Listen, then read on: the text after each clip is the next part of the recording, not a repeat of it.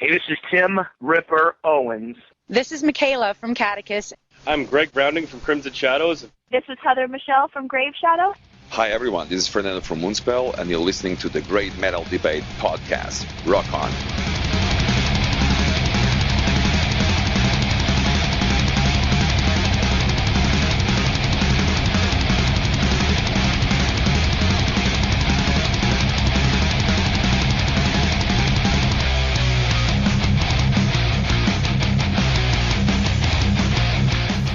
Welcome to the podcast, listeners. We're back and excited to talk with another metal juggernaut. I'm here with Ken Sorceron of Black Metal Misery Makers Abigail Williams. Ken, thanks so much for joining us today on the Great Metal Debate podcast. Hey, how's it going? We're here in Nashville, Tennessee at the final week of your tour with Belphegor and Origin. You guys qualify as road veterans. What stuck out to you about this tour? The drives are pretty long. You know, that's what sticks out. You've been going all across the U.S. Yeah. All in all, I would sum the tour up as the drives are long, Shining was an interesting band to tour with, and Origin is very intense.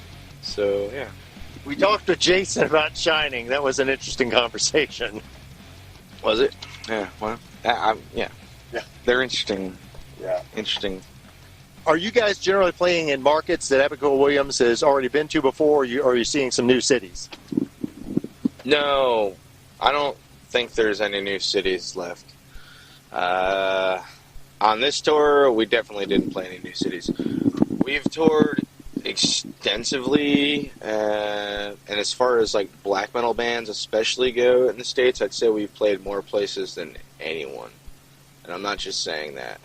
When I say that, I mean we've played fucking 5 cities in Montana, okay? You know? Like, we've played shitholes that people don't even know exist. You know what I mean? If people haven't seen Abigail Williams, that's on them. Yeah, I mean, it's whatever. Well, you mentioned black metal, and it's fair to say Abigail Williams falls somewhere within that spectrum, but nobody's going to mistake you guys for Scandinavian corpse paint on. Do you think that other artists in that genre, you think they push the boundaries enough, or what are kind of your thoughts about that? I don't spend too much time thinking about it. You know, I hear something, I enjoy it. As far as boundaries, there was, if I'm going to be completely honest, there was a time when I thought U.S. bands were pushing more boundaries, and now I don't think that's true right now, at least. I think it's back to European bands, which is good, because, you know, that's good inspiration, you know, so, yeah. I think 10 years ago, I was thinking a lot of U.S. black metal bands were more interesting, and right now I lean towards more. I think Europe has got the grip again on originality and innovation, so whatever. Well, you guys have a pretty diverse sound. I really enjoyed your set. How difficult is it to come up with that set list? Pretty easy, because we just blurt it out. Yeah, we know so many songs, X many songs, and then, you know, we'll beforehand decide, let's do this. You've got some songs that are pretty long, though, and so to include those would constrict that set list. Yeah, absolutely. And we came up with condensed versions of some of these songs. Some of them will play faster so that they're not as long, and then some of them will play faster and cut portions out so that we can not just play 2 songs or something in a set, which is, when you on a tour like this, you know, we're pretty bottom of the totem pole, so yeah, we get a short set. And then when things happen with the sound man taking too long, which sucks, but that's how it is, yeah, then we have to cut even more. So yeah, then we've managed to figure out a way to play at least 4 songs a night on this tour, usually, which for us is a challenge, you know, but whatever. So we've specifically picked some short ones, and then condense some longer ones by both speeding them up and cutting some parts out. You make it work for the live setting. Yeah. Live is such a different thing from an album. An album is meant to be like a piece of art that's its own entity. Live, I think of it in the same way. Like, there's no point in playing exactly the same way live because, when we're recording, we're not thinking of recreating it exactly like that. It's more of like in the moment right then. I don't even do the same vocal patterns live usually. It's very much on the spot when we're recording, and then live it's got to be the same way. Spontaneity, it needs to feel new. Otherwise, it's fucking bullshit to us. So in the studio, you're never thinking, well, how am I going to do this live? That's purely you're creating the art there, and that thought process happens later. Absolutely. If that never even crosses the mind.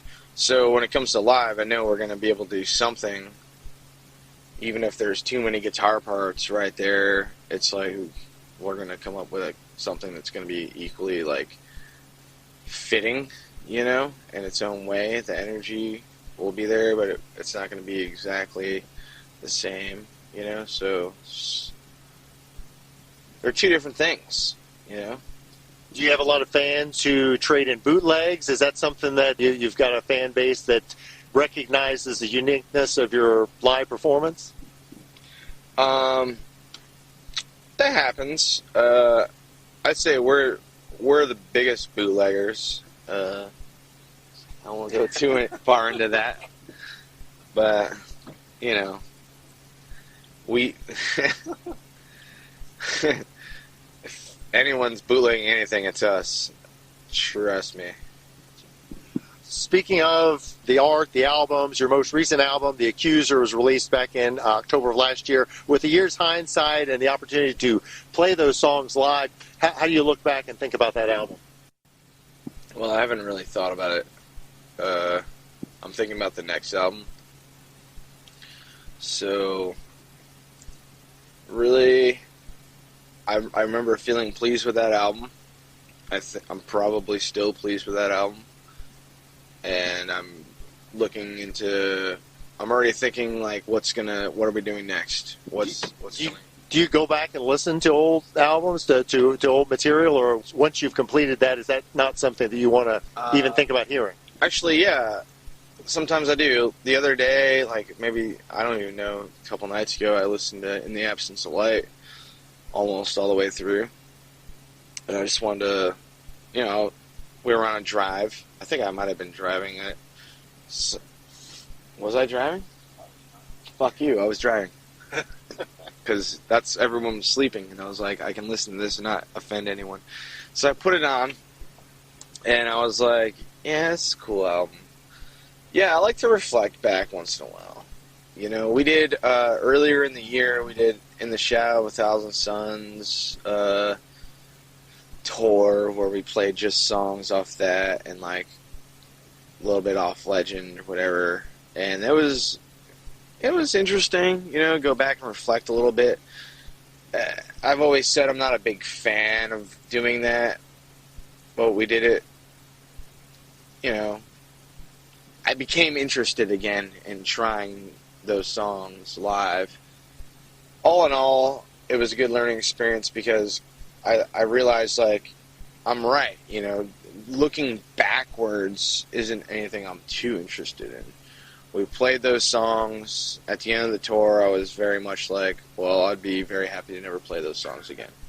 So, not that I didn't have a good time, but I was just pretty much like, cool, pretty much done with that era. I don't need to revisit that.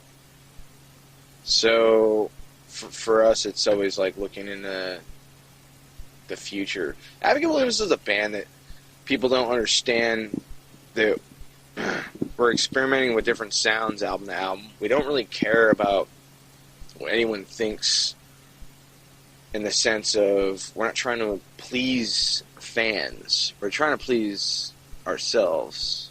And, you know... That's a common thing for artists to say, and sometimes I wonder, you sound pretty convincing, but others I kind of wonder, that's a hard thing to actually carry out. Absolutely. This business isn't rewarding enough for me to give a shit about what anyone else thinks. So, if anyone wants to come up, I can sympathize. Oh, you want to hear that song? That sucks. We did that for years, and you can always listen to that album. And there's YouTube videos, so you have those at your disposal. For me, I'm more concerned with trying new things. I'm not afraid to make an album that everyone hates, as long as I think it's good. Well, it goes without saying. I'm always going to think my taste is probably better than the average person listening to us. Not to be a dick, but that's probably actually a good thing for an artist to think. I think about it like this, there's a lot of bands out there that give the listener exactly what they want. I like to try to be a band that gives people what I think they need. What you need isn't always what you want. Maybe what you need to hear isn't what you want to hear. You know what I mean? So that's a challenging thing for some people. And even myself, I have a lot of my favorite bands change album to album. And from time to time, I'll hear an album from a band that I love, and at first listen, I'm like, whatever. And I kind of throw it off for a little bit. And then later I come back, and I'm like, fuck, they're genius. They're fucking geniuses. Why did I think this was shit at the time? This is actually fucking awesome. You know what I mean? They were right. I was wrong. They were giving me what I fucking needed, not what I wanted. You know what I mean? So that's definitely the goal. So, and not everyone's going to get it. That's fine. Well, you mentioned earlier the Legacy EP, and you're coming up on the 10th anniversary of that initial release. Are you pleased that you guys have made it to this 10-year milestone? Are you surprised? Kind of what are your thoughts about that, about Abigail Williams reaching a decade? Well, I'm a little surprised because I don't even think I lived this long. Back then, when I started this band, I didn't know what my goals were. And this is just me being honest. All I knew was I was making some music, putting it out there, and it was at the point where I realized, if this was what I'm going to be doing for a long time, then things need to change. I need to do exactly what I want to do without compromising. Because the amount of time and energy that it takes to do this, if you're not doing exactly what you want, it's not worth it. You know what I mean? So that's when this became a real band in my eyes. And that was around 2009. So not too far off, really. The 2006 to 2009 was a good learning experience for me. Music has evolved, but also your mindset about the band has evolved. Yeah, I became an entirely different person. When I started the band, I was literally thinking, this is a cool way to travel and see the world and go with the flow. And then when I realized, if this is actually what I have to spend my time doing, it's going to have to be by my own rules, Not at the time when we started, I was very much just trying to have a band. That's very fucking hard coming out of Phoenix, Arizona, which is where we lived.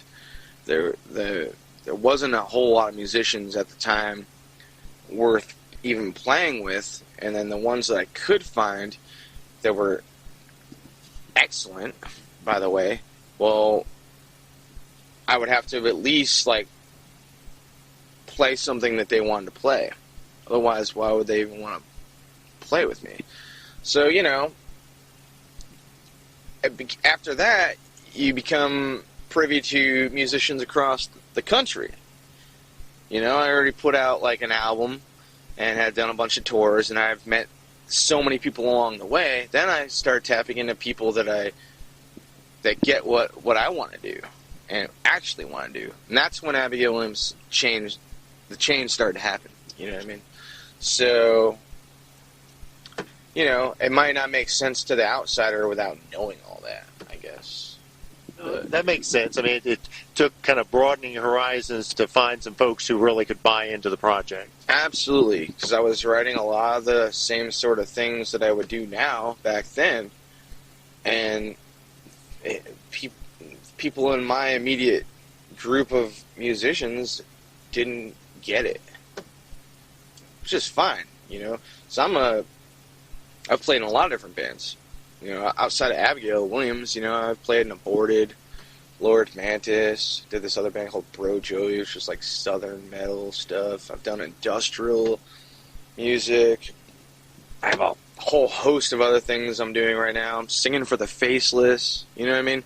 I have a diverse musical thing that I can do, and I've run enough interviews, I knew not to ask you about, you know, what are your influences kind of question. yeah, because they're too crazy. It's too much.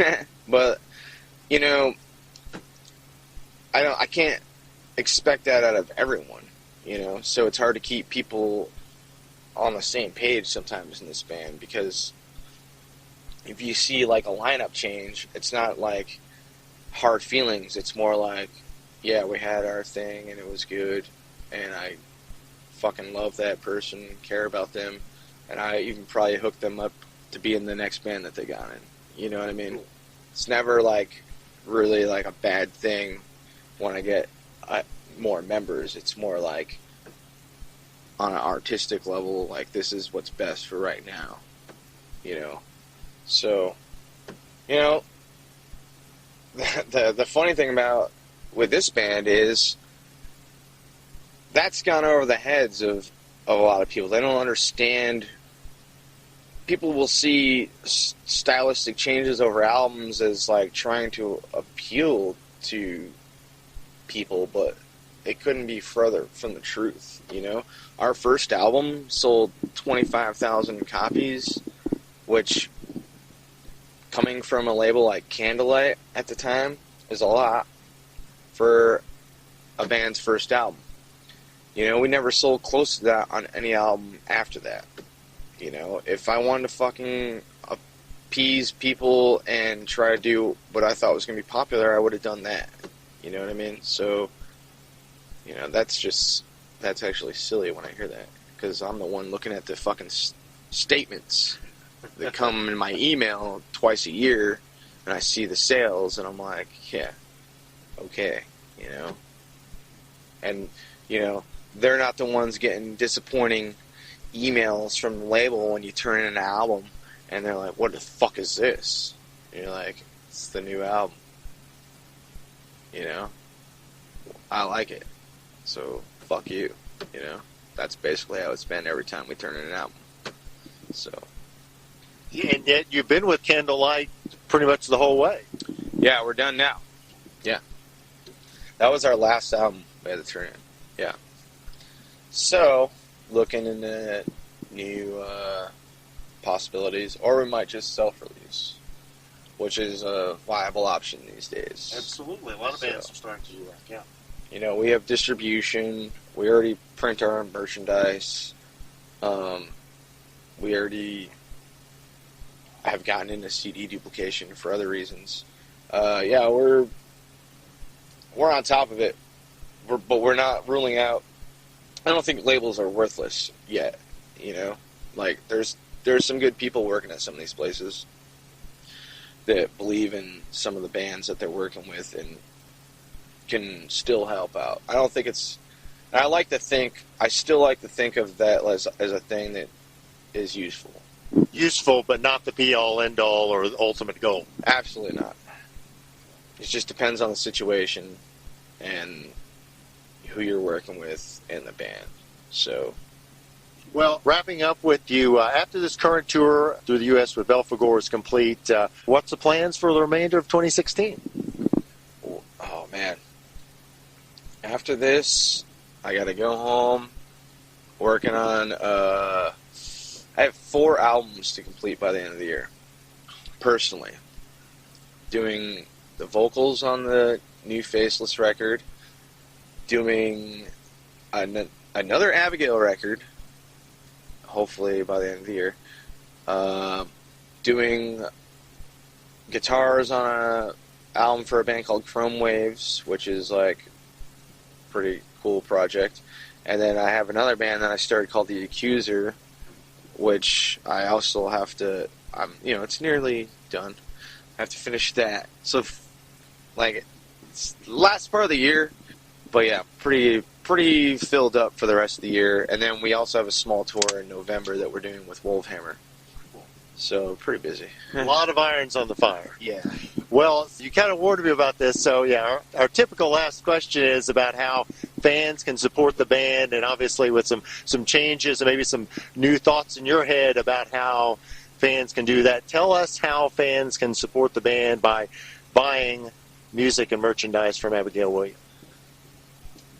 Honestly, I've never received a single royalty for a record sale.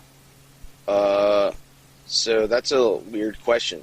When we sell CDs at shows, which we don't have tonight because we sold out of them, yeah, we do get the money. With Candlelight, we were charged $7.50 per CD just to buy from them, and we're selling them for $10.